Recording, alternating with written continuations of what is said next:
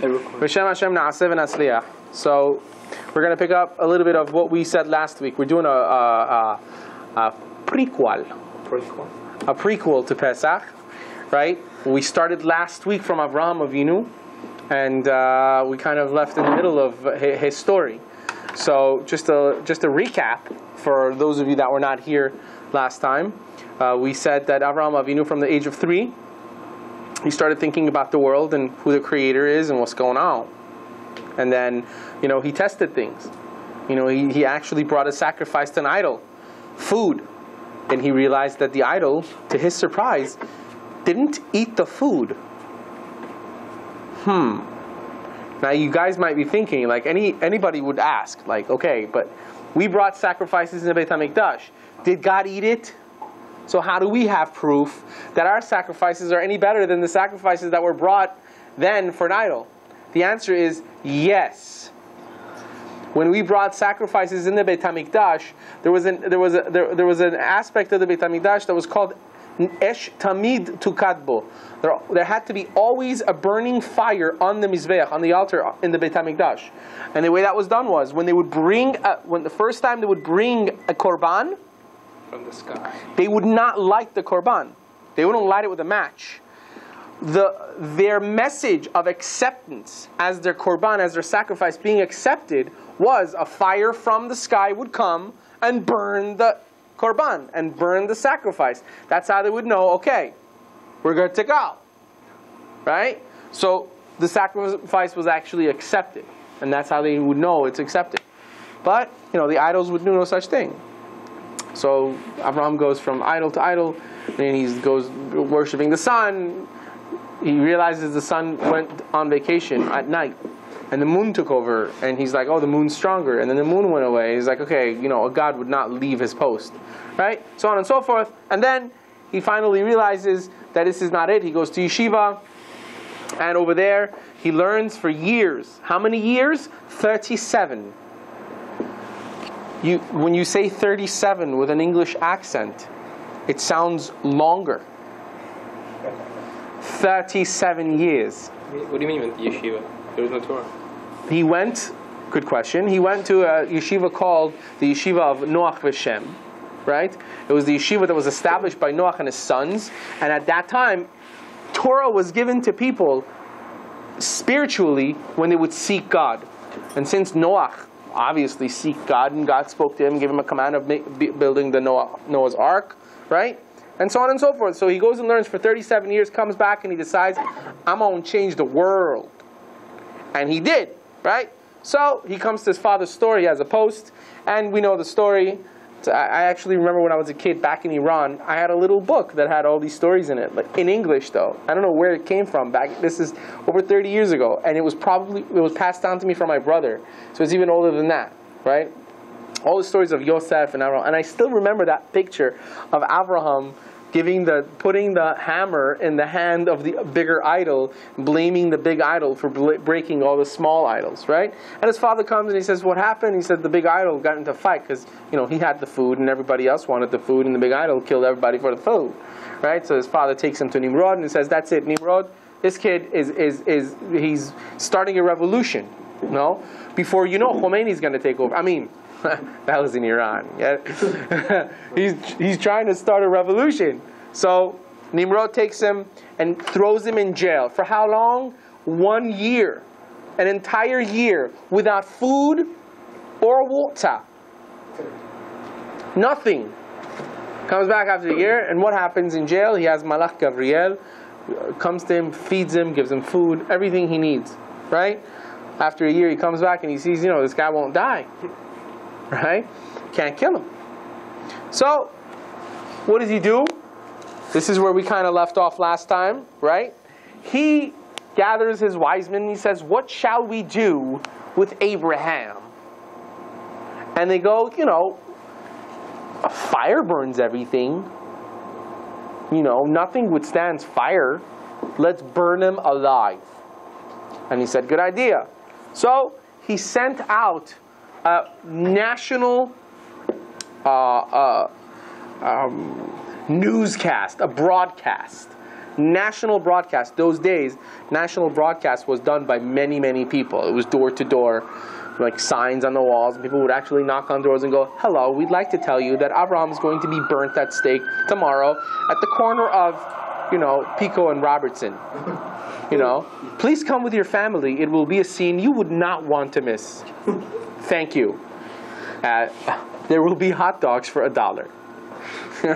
So they called everybody in town to come and see. For how long? 40 days. And they asked people for 40 days to bring wood and burning material and throw it in this valley. It was a valley that we were going to burn Avraham Avinu in. And for 40 days, everyone in town was like, "Yay! My son Nimrod, my son found a little tree and he wants to come and dedicate it to the burning of Avraham." And they would bring wood and throw it in the pile, like, "Yay! We're going to burn somebody." Those days were really cracked. This was their thing. They didn't have any TV. What do you want to do? They were bored. Burning people was fun, I guess. Everybody got in on it. We're going to burn somebody. Let's bring all the wood we can and burn them. So they brought 40 days. For 40 days. So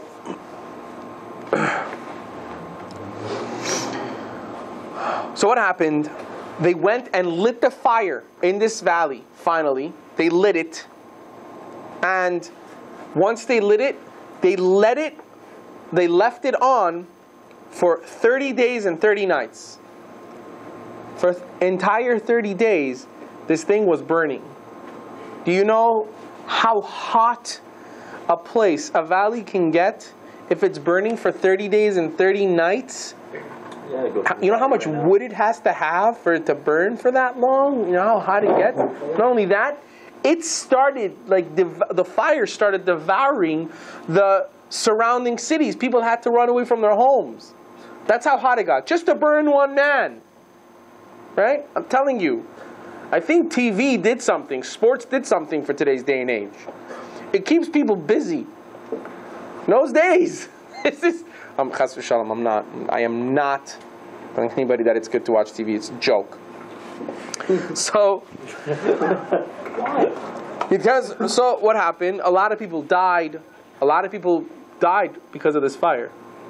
A lot of people died because their houses went up in flames and everything.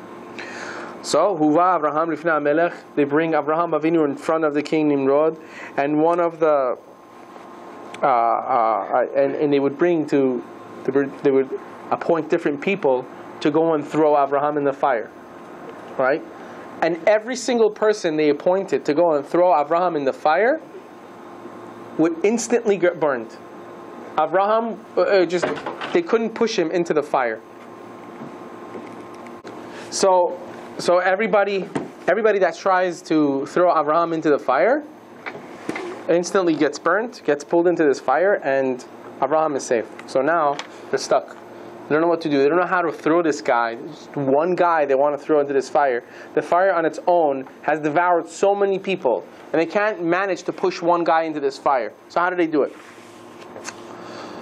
So it says, this is also a part of the Midrash, that at that moment, the Satan came in a disguise of one of the Sarei HaMelech, one of the heads, one of the advisors of the king. This is the Satan coming in disguise. This is a Midrash.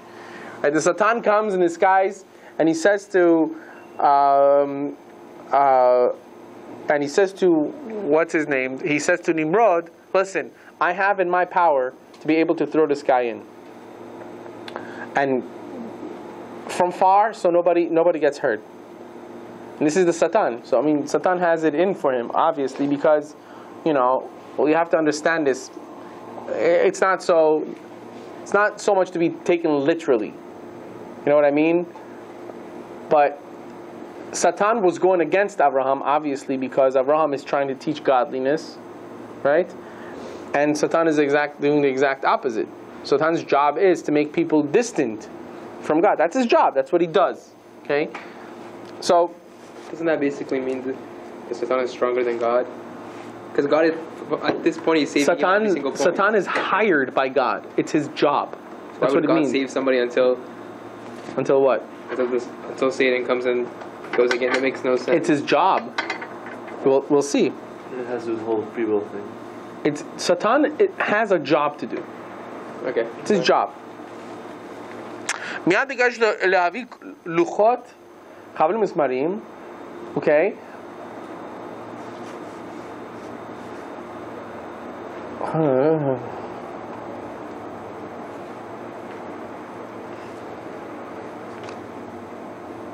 Okay, so what did they do?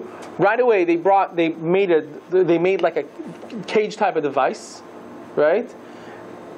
That could roll, and they put Avraham Avinu in it, right? So they could roll it in from far away, right?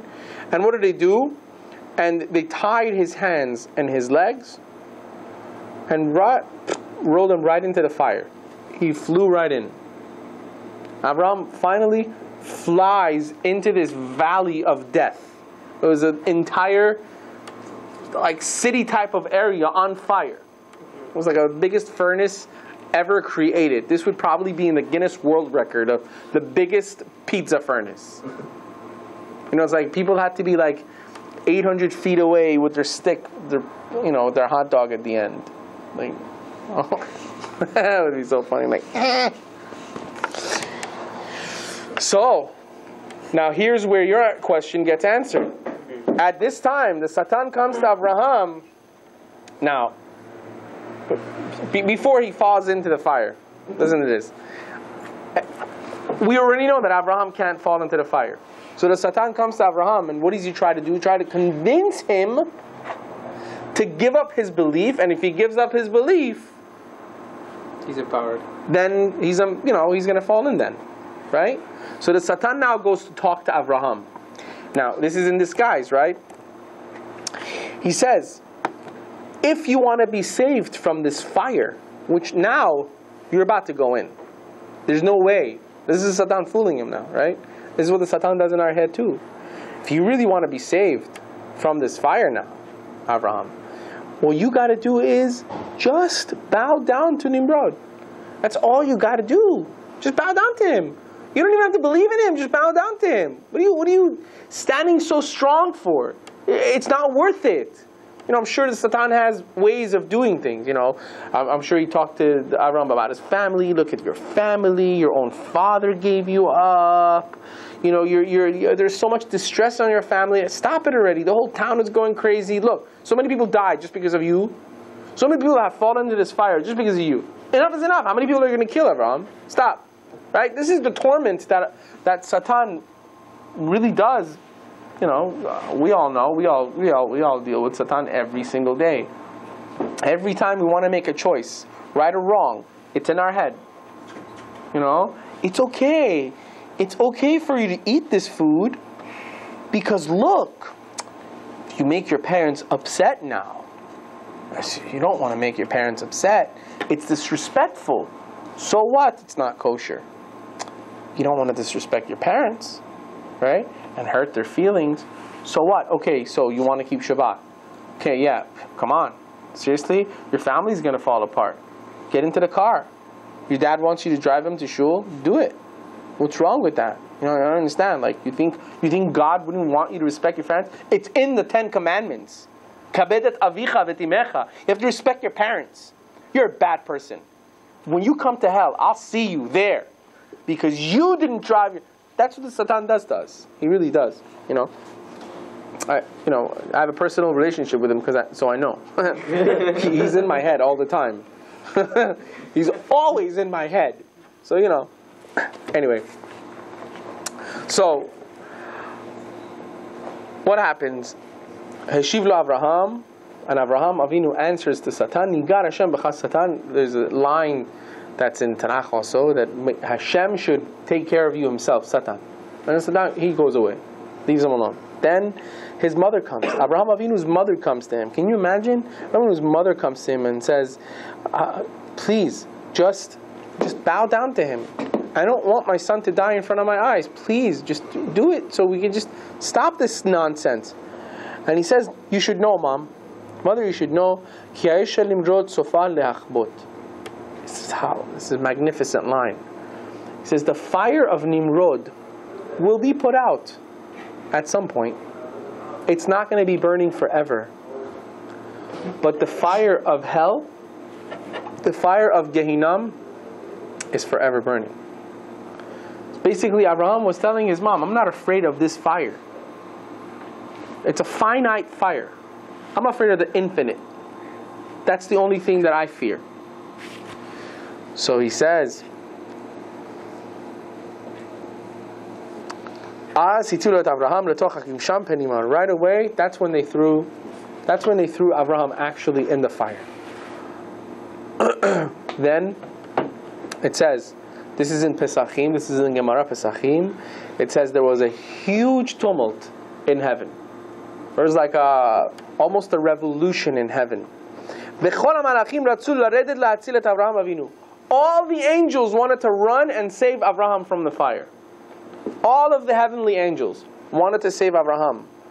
Hashem said to him, Hu yechid ba'olamo, she'omed yechidi mineged kol ha'olam ha'to'eh, va'ani yechod ba'olami. This is beautiful, guys. Look at this poetic line. It says that Hashem said to his malachim, Hashem said to his angels, Abraham is a loner in his world. He's alone. He has nobody. He stands alone against the entire world with his belief. And I, God, I'm a loner. I'm the only one. I should be the one myself to save him. I don't want anybody else to save Abraham. That's for me to do. Can you imagine? The Gemara says that the relationship between Abraham and God was so tight, basically, that Hashem said, I'm going to do this myself. I want to personally save his life. And then it says HaKadosh Baruch Hu came himself and cooled off the fire. And Abraham Avinu was just walking around in the fire as everybody watched. This man walking around in a valley-long furnace. You know? I don't know if he had a cup of water in his hand or what. Or I don't know. Maybe he had some whiskey or something. Because it would really be awesome if Abraham Avinu was like chilling in this fire. Like he had a chair, you know, sit down and just sip some whiskey. You know, as everybody is watching. Abraham Avinu, the Gadol Hador at the time, is finally meets his doom in the fiery furnace, but he's not dying. Not only he's not dying, but he's mocking the king as he's walking around in this fire. Right? Kishara'an Nimrod Kach, when Nimrod sees this, when Nimrod sees that this happened to Abraham, what does he do? Miyat tziva le'otzi oto min hakivshan. Right away he ordered to pull him out. He ordered them to pull him out from the fire. But what was the problem? Nobody's able to go take Abraham Avinu out. You know, he's just chilling. You know, he's in there. No one could get him out. Everyone that goes in will die. Anybody that wanted to go, he burnt. Oaz nichna Nimrod v'kara Abraham. Nimrod. That's when Nimrod said, "Okay, it's enough," and he called to Abraham. Now that I know that you are Eved Ne'eman to Hashem, now that I know that you are the servant of God, the big God, please come out. Then Abraham Avinu comes out. Everybody together bowed down to Abraham. Everybody bowed their heads to Abraham. Not in worship, but in agreement. That, okay, you win. You know? Too bad all those people collected all that wood, you know.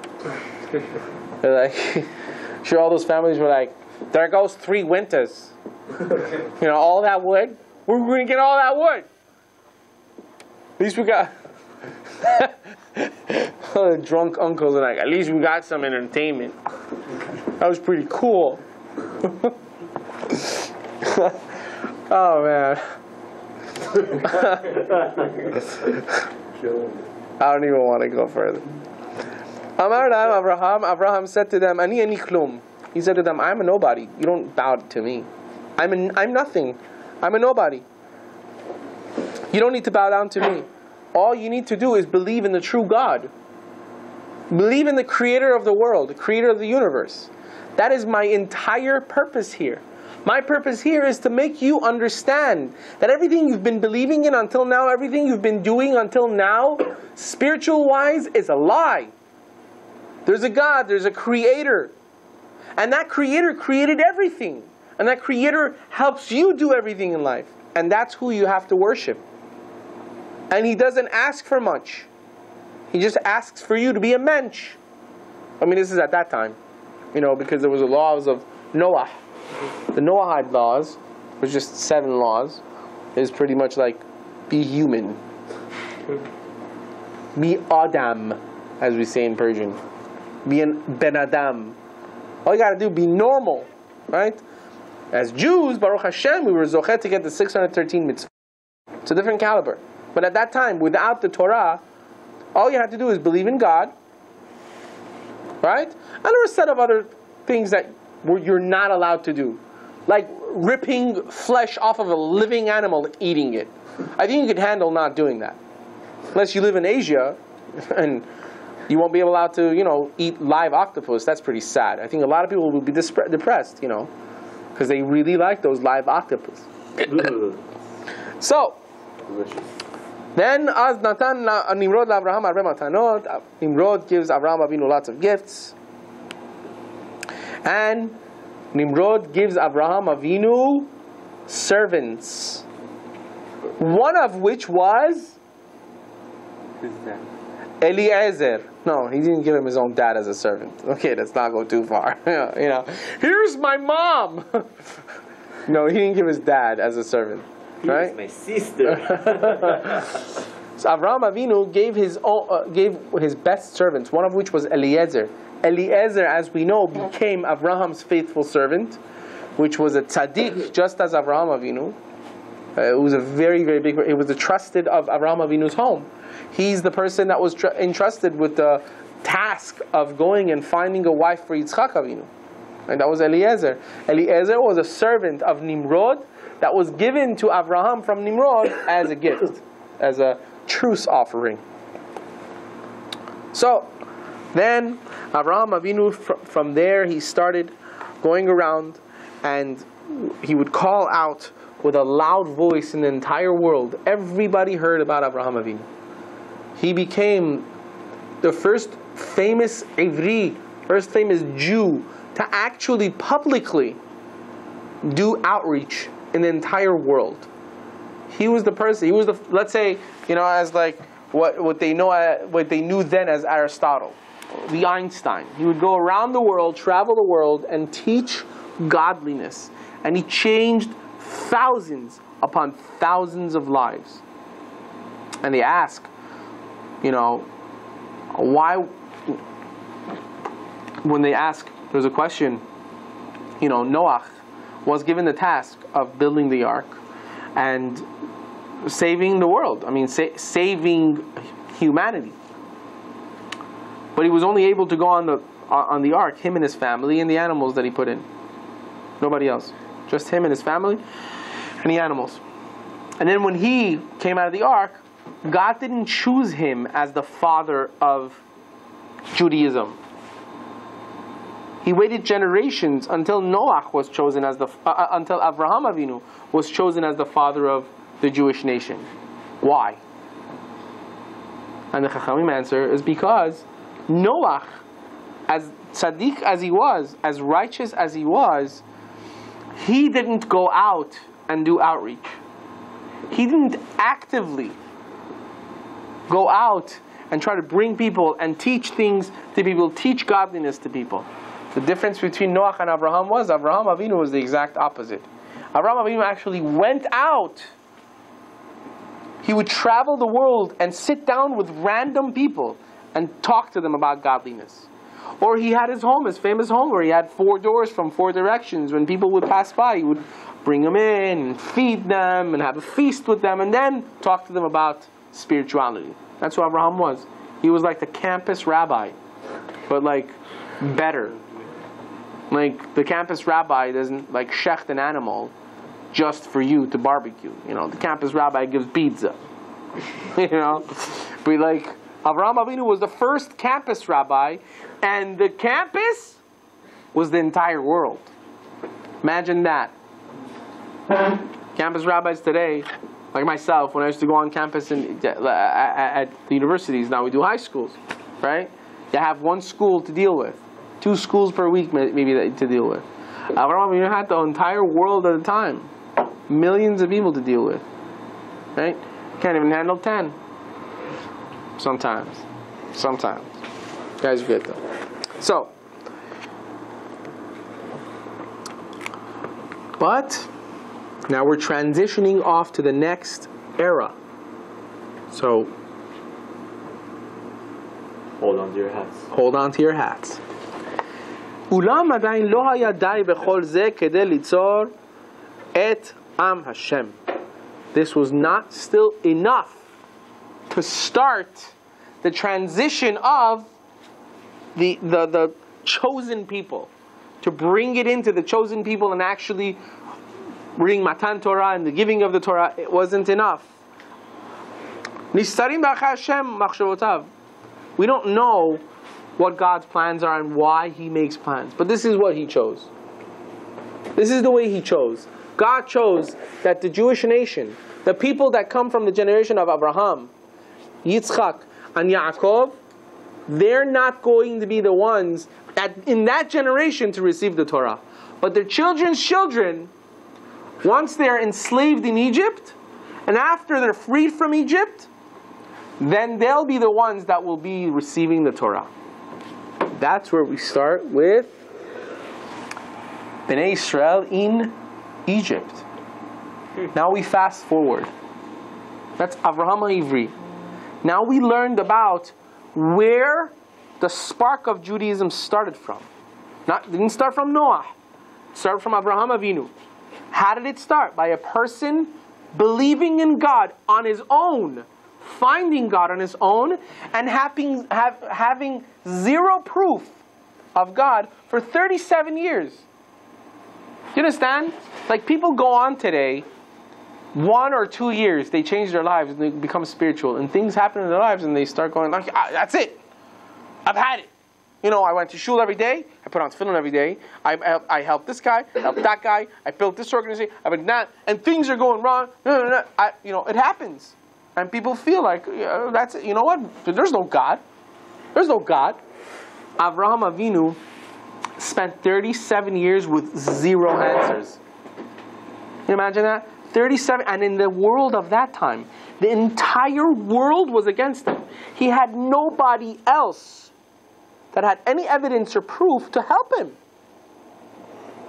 You understand? It was very hard. That's why it said that's why he was called Avraham HaIvri. What does Ivri mean? Strange. Over means Cross. to cross. Because Avraham was on one side, the entire world was on the other. Imagine the entire world saying, this is God, this is God. Your mother telling you, this is God. Your father telling you, this is God. What are you talking about? Stop. Kharab shudi. You're getting ruined. You have bad friends. I don't know who's giving you this stuff. I don't know what it is that you're taking. What is it? Is it pills? It's wrong. This is not God. This is God. And Abraham's like, just simply, no, it's not. Well, where's your proof? I don't have proof. I just know that it can't be. Because it can't move. Because it goes away at night. The moon comes up. So it can't be though.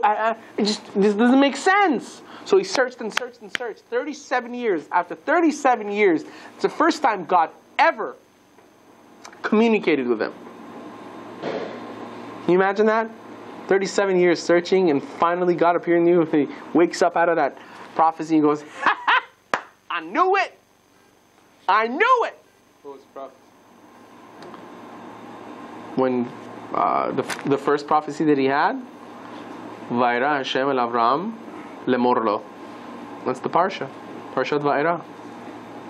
So,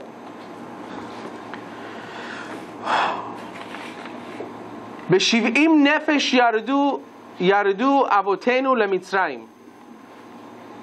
There were 70 people, our forefathers, the sons of Yaakov Avinu, were 37 people. 70 people. I got distracted a little bit. 70 people, the sons of Yaakov Avinu and his grandchildren, when they came into Egypt, when Yosef was sold into Egypt, and then Yosef became the commander-in-chief in Egypt, Then, when he finally revealed himself to his brothers, he ordered his brothers to go and bring their families, everyone, back to Egypt, to the city of Goshen. How many people were they? 70 in total.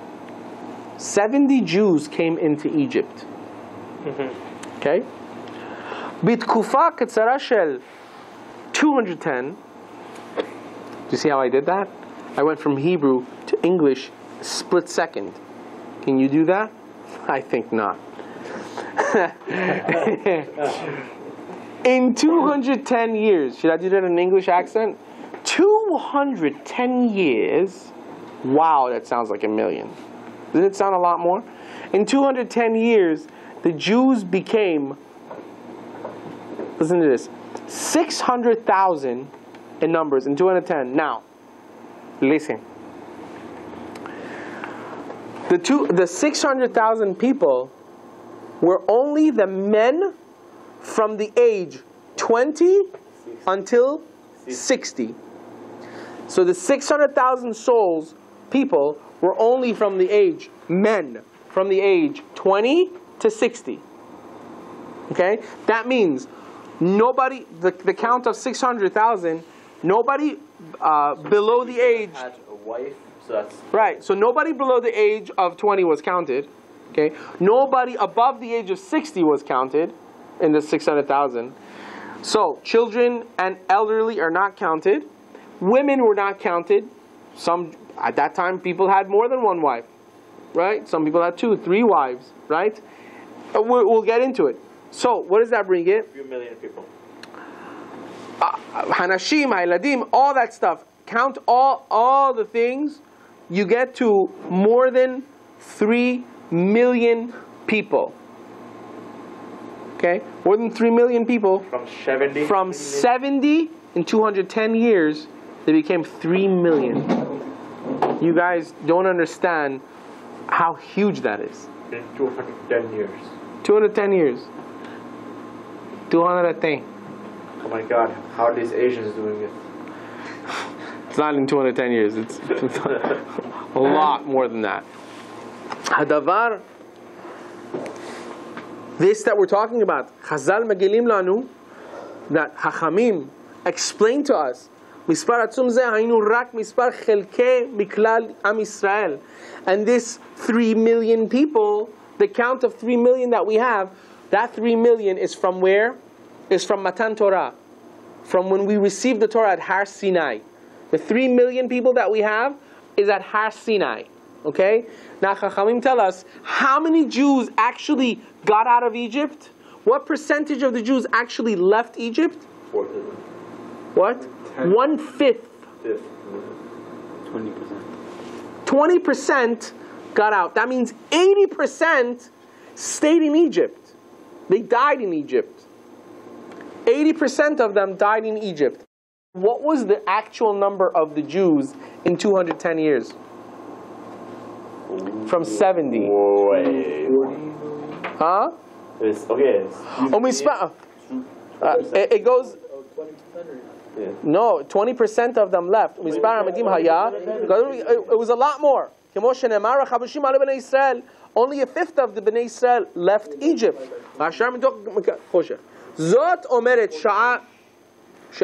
This is why it says Am Yisrael before the Makat Choshech, which was before, because the Jews that died in Egypt, they died in the plague of darkness.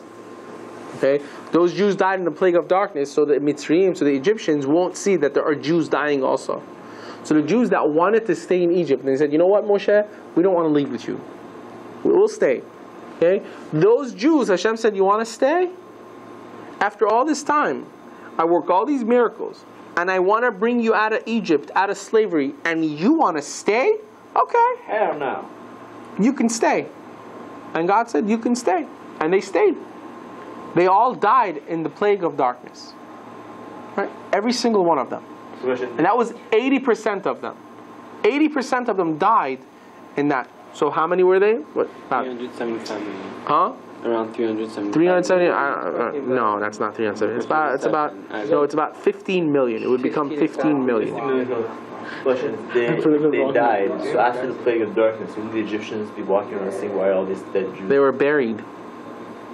It says it. It says it exactly. In the plague of darkness, Jews would die and get immediately buried. By who? Other Jews. No, by God. That was one of the miracles that happened in Makat Choshech. One of the miracles that happened in Makat Choshech was that Makkah was not only for the Egyptians. It was also for the Jews, sadly. The Jews that wanted to... Huh? How does darkness kill somebody? Well, the darkness, it says the darkness of Mitzrayim was not a regular darkness. It wasn't just darkness. And it was like pitch black. It was no. That doesn't kill anybody. That's not. It was very, very thick. It would get on the third day. It got so thick. Couldn't move. People couldn't move. How'd that kill you? Couldn't eat. Couldn't go to the bathroom. How did that kill you? That makes sense.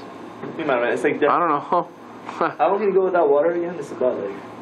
Without water, 3 days or something? No, for 7 days. Is it 7 days without water? Or food is 7 days, water is 3 days, huh? I think that probably makes sense. Why? That's crazy. Probably that's what it is. It's crazy. Wait, why would they want to stay a slave? Huh? Why would they want to? Ah, finally somebody asked the question. Why would the Jews want to stay in Egypt? Yeah, good lives. Change is difficult. Because nobody is on. No one was bred. They didn't believe. Why would they want to stay? I remember from Shabbat. The answer is, if somebody would come and tell you today, right now, the way things are in America or wherever you live in the world, and say to you, you know, Moshiach is going to come and let's go. I gotta finish. I'm sure some of you would definitely. First thing would be, I got a test tomorrow. I gotta get into medical school first. Right. I'm 3 months ahead of everybody else because I went to SMC 3 months early. You know, I gotta finish that. I can't. I'm sorry. Can you tell Moshiach to come back in 3 months? You know, I've done all of these to become doctor for my mother.